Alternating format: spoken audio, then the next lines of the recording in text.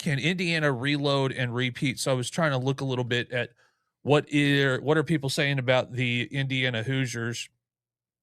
Um, I I don't want to be that guy, but I feel anytime that Kirk Signetti talks, it's just like it's just the most cheeseball thing in the entire world. Yeah, honestly, Fernando Mendoza was the perfect quarterback for Chris Signetti. And now that combo is not going to be a thing anymore, I that's like where my doubt lies. Yeah, I mean, Fernando Mendoza had a lot of experience coming into um the season. Yeah. So, it's not like, maybe for a lot of, big time football fans that don't really pay a whole lot of attention to, smaller conferences, maybe you hadn't heard of him, but like he was a really good player before he got to Indiana. Yeah. Um in let's see here.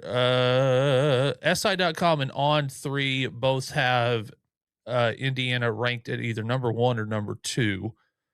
Um CBS Sports Big Ten Power Rankings has them ranked at number 1.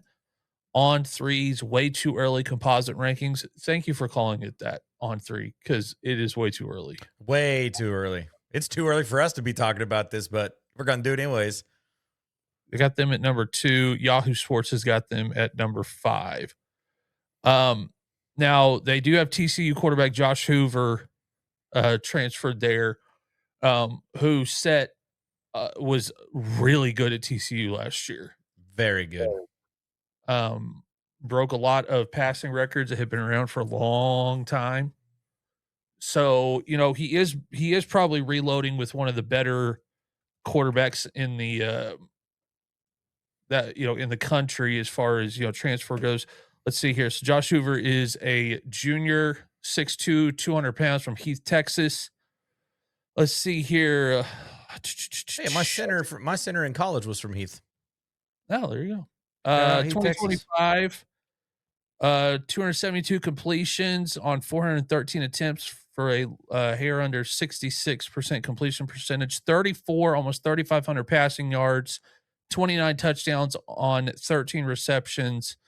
He did take 18 sacks, 55 carries for a total of 4 yards. So, um, obviously TCU didn't have a great offensive line. Yeah, sometimes sacks are an offensive line stat, sometimes they're a quarterback stat. But yeah, that's a lot. I don't think you'll have that problem in Indiana. I do No. think that Indiana has that piece for sure figured out.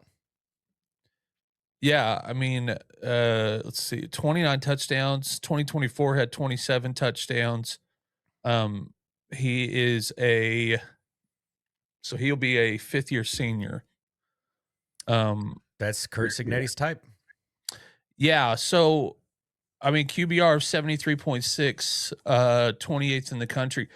And, you know, if you're Indiana, with the way that we have with the transfer portal, I mean, it really just kind of for teams like Indiana, I think what it really is going to boil down to on like a reload reset for every season, especially a season coming off of a national championship. It's just really going to come down to like how much your fan base and boosters are bought into doing this every single year. Because you're gonna have to go drum up money every year. Yeah. And who don't they have like a huge donor? Well, I mean, Mark Cuban, Indiana U grad. That I think that's who it is. Yeah. So you've got, one of the richest dudes in America Yeah. fully behind, like, I mean, he owned the Dallas Mavericks for how long? Oh man. So like I he's want to say obviously a sports fan. he probably had him 2003, 2004. Yeah. And Indiana was not good while he was there. No. I don't know when he was there, but it's Indiana. So I can say without a shadow of a doubt, they were not good while he was there.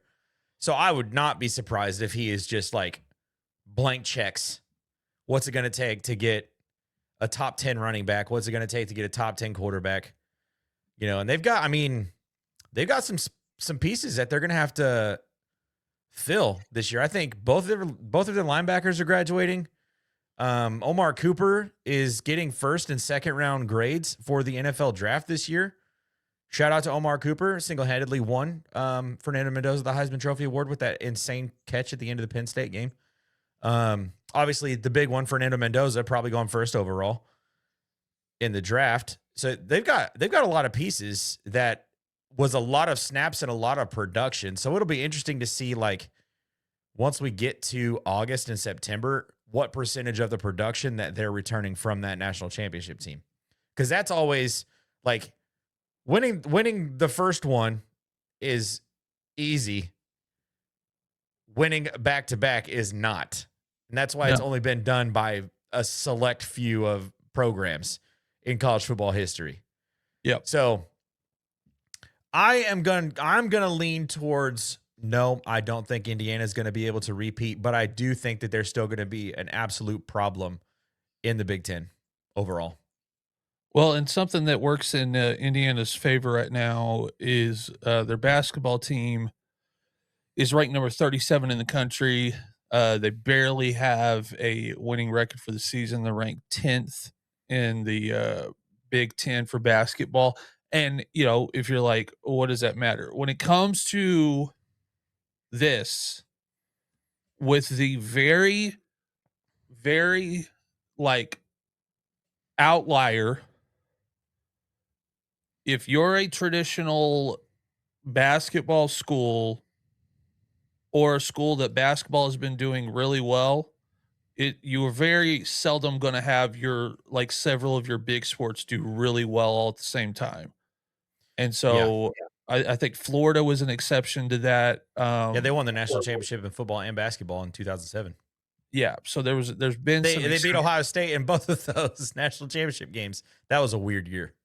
Yeah, I mean there's been some exceptions. I think Oklahoma 2016 made it to a Final Four and college football playoff in the same year, but for the most part, you know, whatever your main sport is, if they're a little down, then fan base is willing to like buy into whatever like quicker. Yeah, it's like, all right, on to the next thing. Like, yeah, especially on the booster side. You know, if a booster's going to write a check and they're looking at basketball in Indiana and going, we might not have it. Football. Yeah. So that probably works in favor. They do have a relatively favorable schedule to start the season. I mean, they don't leave Bloomington until October. Yeah. They open up with North Texas at home, which would have been cool last year. We'll be talking about some of those people here in just a moment. Then they've got Howard at home, Western Kentucky at home, and then they open up conference play on the last weekend of September against Northwestern. Then they go to Rutgers, go to Nebraska, and then they have Ohio State at home. Then they go to Michigan. Then they have Minnesota at home, USC at home. Then they go to Washington, which is a really hard place to play. And then they finish up with Purdue at home, which I think is awesome. Yeah, kind of their second year in a row to have a favorable schedule. I mean, that middle part will be tough.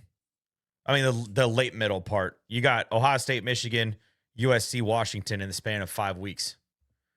That's going to be tough. If Indiana can do that and get out of there maybe 3-1, I think they'll have a shot. Yeah, I mean, I would say their season probably doesn't really start till October 10th when they play Nebraska at Nebraska. In true Kurt Signetti fashion, he scheduled Howard and Western Kentucky in his out of conference games because he doesn't care. I was looking at ticket prices. If you want to go to the Ohio State game, tickets are as low as $253. That's my God. Haven't even started. That's going to be a fantastic football game. Yeah. So, you know, they have a pretty favorable schedule. They do play some of the hard teams that they didn't have to play last year, but also, I mean, we don't really know what we're going to get out of Michigan or USC. Yeah, Michigan is a little bit up in the air. New coaching staff, new era, really, of football at Michigan. USC, they're losing some guys too.